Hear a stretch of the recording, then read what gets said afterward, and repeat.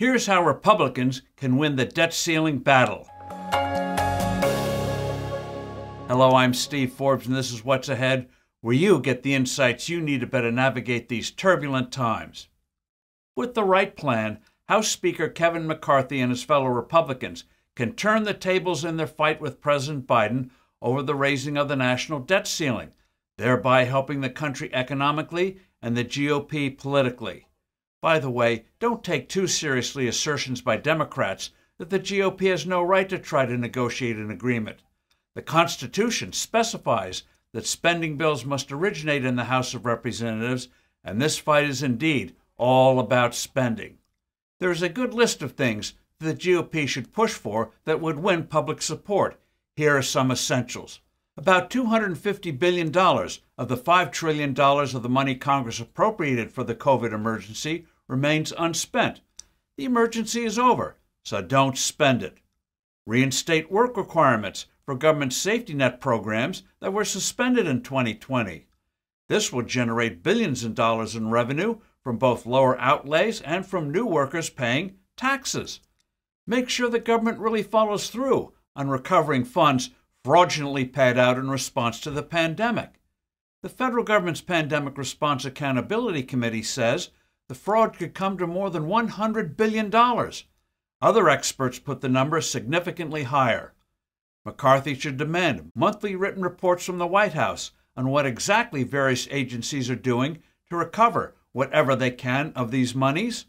Biden's so-called anti-inflation bill alone has over $369 billion for alternative energy initiatives. These are ripe for huge abuse. To prevent corruption from well-heeled contributors and political fundraisers, McCarthy should insist that any recipients and their associates spell out all their political contributions, especially to so-called independent political groups. Also, that the president and the responsible government officials certify in writing that these contributions played no role in the awarding of contracts. To prevent future environmental disasters, the GOP should require that before any of these Green New Deal projects get underway, Biden officials spell out in detail how they plan to recycle these 1,000-pound batteries and numerous other materials. Now get this, a half-dozen wind turbines have more recyclable plastics than all of the world's plastic straws put together. In addition, Biden and his team should have to detail where all the necessary minerals will come from. China, for instance, refines over 70% of the world's cobalt. In the name of human rights, the White House should certify that raw cobalt isn't coming from those horrific mines where workers, including children, use their bare hands. Of course, McCarthy must stand firm on having the administration stop its war on natural gas, oil, and coal. The White House would have to submit detailed monthly reports on progress here.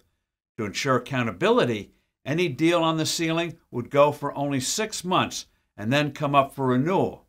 That would prevent any administration backsliding and provide opportunity for more pro-growth measures. I'm Steve Forbes. Thanks for listening. Do send in your comments and suggestions, and look forward to being with you soon again.